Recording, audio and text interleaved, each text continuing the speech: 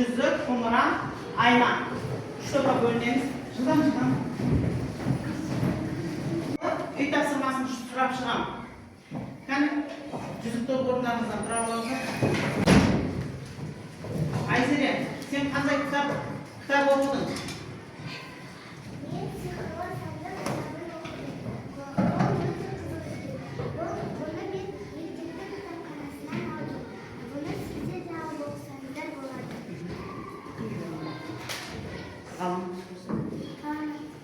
Sen qanday kitob Men Abajol Muxtor Abesov yozgan.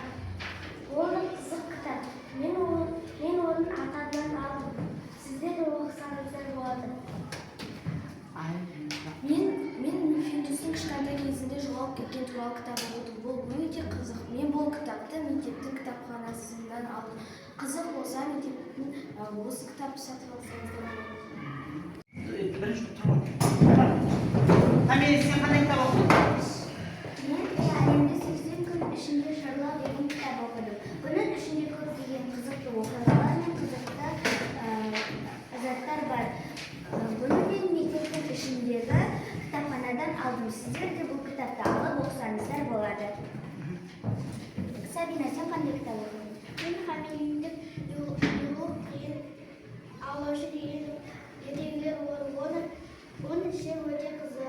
Burada bazı kalabalık. Bu kitapta kitaphanada asırda bulunur. Bari hepsi kadar kitap olur. Manatlarda eğer hoca kızık oldu. Ben bu kitapta kitapxonadan aldım. Sizlerge de kızık olsa kitapxonadan alsanızlar bo'ladi. Sen o'qidim. Bunun ishida kichkina xalat simedi qiz bo'ladi. Bu o'ta qiziqli kitob. Men buni maktabning ishidagi kitobxonadan oldim. Buni qiziq bo'lsa, sizlar de olib o'qib ko'rsangizlar bo'ladi. Endi tamomimiz saboqning taqdirini tavlashdi. Qani, birinchi harf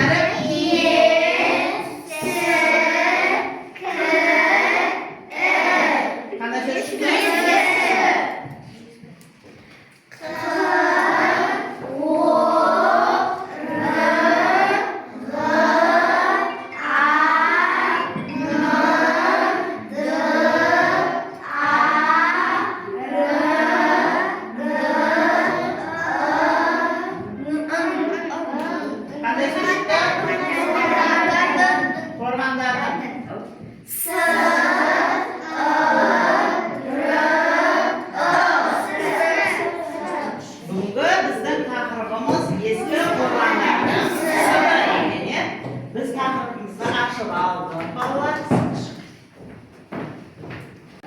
Mana yerga bizga rebus bergan ekan, ya. O'sha rebusni shishib ko'rish bolalar.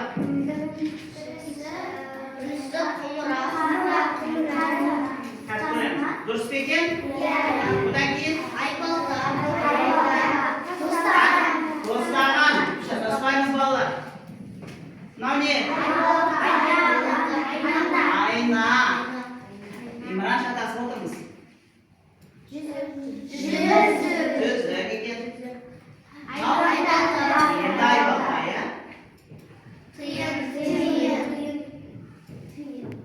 Mana жаңағы biz aytgan rebusda aytgan zatlar o'zi zatlar ekan, ya. Bu zatlar bolalar bu zatlar көне zatlar, ya. Көне zatlar. Оны qaydan topamiz biz? Endi bolalar жаңағы rebusda шешкендерін өздерің ары қарай çalıştырып отырыңдар балаларыңды. Археолог деген кім екен? Алғашқы қауымнан ерте заманмен орта ғасырдан алған материалдық ескерткіштерді, еңбек құралдары, қару-жарақ түрлері, қоныстардың, керуен сарайлар мен әскери бекіністердің жұрты. Үй іші заттары, зираттар, обалар, тағы басқаларды тауып, соның негізінде адамзат қоғамының дамуының заңдылықтары мен негізгі кезеңдерін зерттейтін маман екен, археолог. 1954 жылы 8 мамырда Қызылорда облысы Жаңақорған ауданына қарасты Бесарық өңірінде дүниеге келген ақын. Өлеңдері ғылыми танымдық мақалалары республикалық мерзімді баспасөз беттерінде жарияланып, көптеген ұжымдық жинақтарға енген екен.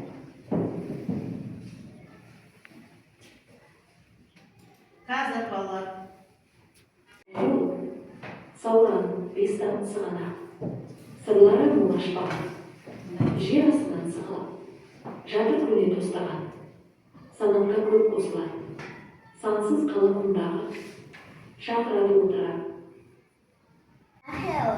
Сауран бестан сығана, сырлары мол ашпаған, жер астынан сығалап, жатыр көне тостаған, санатқа көп қосылар, сансыз қалапындағы, шақырады отырар, шешілмеген жұмбағы. Дарья, қарай оқы. Қалақ шана тұнбастан, қазір төбе ғұрбаны, қалаларды құнбастан, ағам ашып алады, қарсы оқып жауларға, қамалғанша құлаған, тарих бетін аударған археолог бұл ағам. Отырар Қазақстанның орта ғасырлардағы әйгілі қалаларының бірі. Қаланың қалдығы Отырар төбе деген атпен белгілі.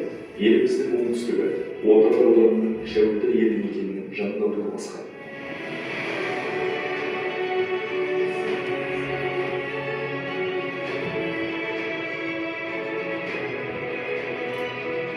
Отырар қаласы туралы көптеген саяхатшылардың жазба деректерінде айтылады. Құмға көмілген құтты тарихтарда зерттеу жұмыстары 20 ғасырдың бірінші жартысында басталды. Ал екінші дүниежүзілік соғыстан кейін ғалымдардың қызығушылығы арта Отырар қалашығын зерттеу жұмыстарын кең ауқымда алған жайды. Отырар аты аңызға айналған орта ғасырлық қала орны, ұлылар дүниеге келген қасиетті мекен. Ол тарихта Тұрар, Тарбант, Фарат деп те аталып келген. Ежелгі қала оңтүстік Қазақстан облысындағы Отырар ауданынан солтүстік батысқа қарай 7 км жерде орналасқан. Отырардан шыққан жол Таразға, Балсағымға, шығыс Түркістанға барады. Одан ары Сырдария арқылы жүріп ежелгі Шашқа, Соқтыға және Мерік пен Ишатуға, Арал жағалауымен Жайыққа жеткізеді. Бірнеше ғасыр бойы Ұлы Жібек жолының керуендері дәл осы қала арқылы өткен екен. Ұлы Жібек жолының жалғас тетте жатады. Араб ғалымдарының еңбектерінде оны Қазақстанның ғана емес, орталық Азияның сауда және мәдени орталығы деп атайды.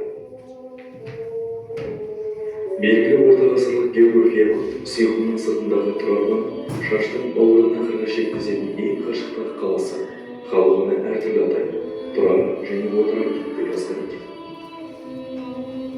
Шығыстан батысқа жол жүрген барлық орта ғасырлық саяхаттанушылар міндетті түрде Отырар қаласына басын бұрған. Осы себепті қаланың орнында қираған үйлері қалса да, орта ғасырлық Отырар қаласының бұрынғы мәртебесіне куә боламыз.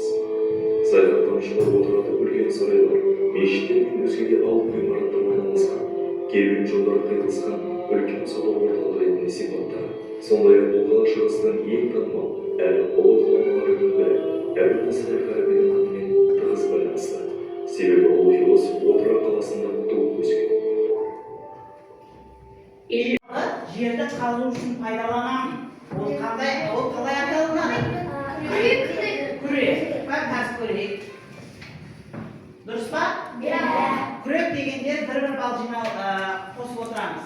Екінші, ол көбінесе қатты қылдан жасалынған құрал, көне заттарды лайдан, балшықтан, шаңнан тазарту үшін қолданамын. Ол не? Не балалар? Көне заттарды лайдан, балшықтан тазалайын дейді. Қылдан жасалады екен. Ал не? Соның енді қазақшасы қандай?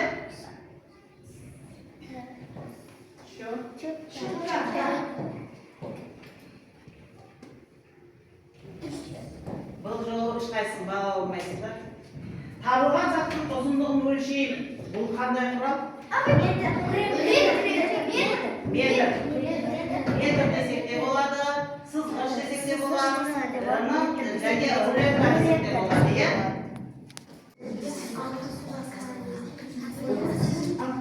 Қайтып болды балалар, шынымды дайыр, уақыт тапшы. Уақыт тапшы балалар.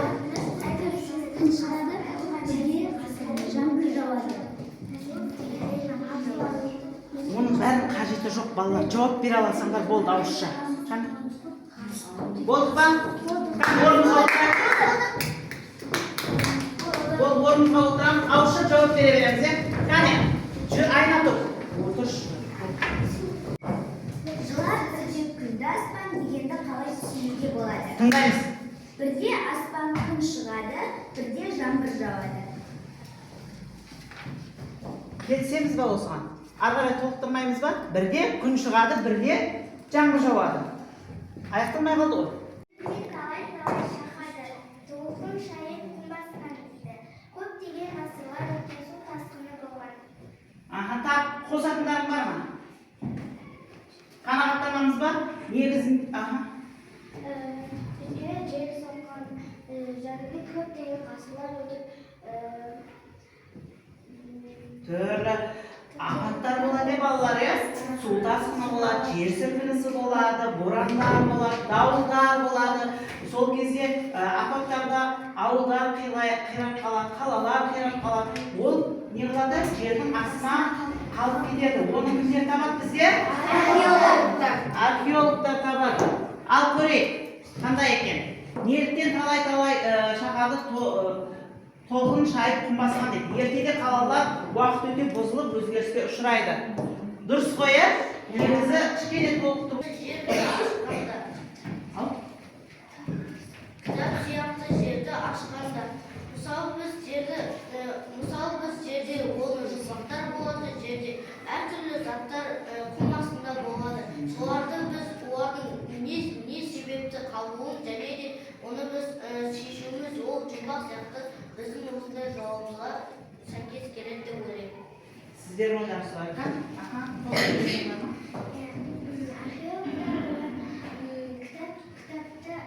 Парақтарын ашқан сияқты жердің топырағын ішінен бұрынғы ғасырдағы ата-бабамыздың киімдерін, жүзіктерін, тағы басқа заттарды Қалай да қойыңызмен? Өткен археологтар кітапты ашқан сияқты біздің де біліміміз көбейе береді. Олар өйткені бізге Мен осы үш топтың ішінде құмыра тобының жауабына қатты қанағаттандым. Сіздерге көп рахмет. 2 балдан алсаңыздар болады. Ал көрейік. Жер кітабын аштым ба, дастаны бар, тастым ба деген өлең жолдарын қалай түсінеміз дейді. Қайда орналасқан?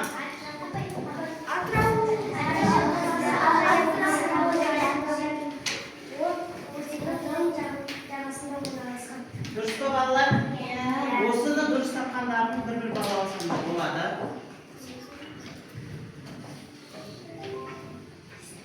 Археолог мамандығы не себепті маңызды? Алмағында көріш. Көне заттарды арамызда. Соны музейге қойып. Ал тағы кішкене толықтырып жүрші. Археолог мамандығы ол жердің астындағы қалып қалған көне заттарды алып, олар адамдар көру үшін мұражайға барып Біздің тарихымызды сол археолог мамандар арқылы білеміз. Егер археолог мамандығы болмаса, біз өз тарихымызды білмес едік.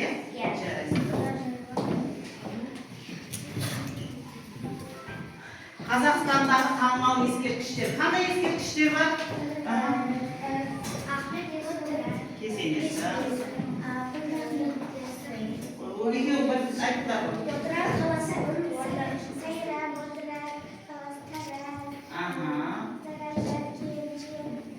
Ол ескі қалалар ғой. Бұл жерде танымал қандай ескерткіш бар деп отыр, Қожа Ахмет Яссауиді басқа. Мен жаңа сендерге неде көрсеттім оны? Сөйлету сәтінде көрсеттім. Қандай? Отырар, біз өтіп жатқан отырар, ескі отырар қаласы. Қожа Ахмет Яссауи ғана білдіңдер ма? Сол ғана естеріңде қалды ма? Иә. Ұнамаса, төмен қарай қоямыз. Қалай қоясыздар? Ұнамаса ба? Иә. Ал рахмет.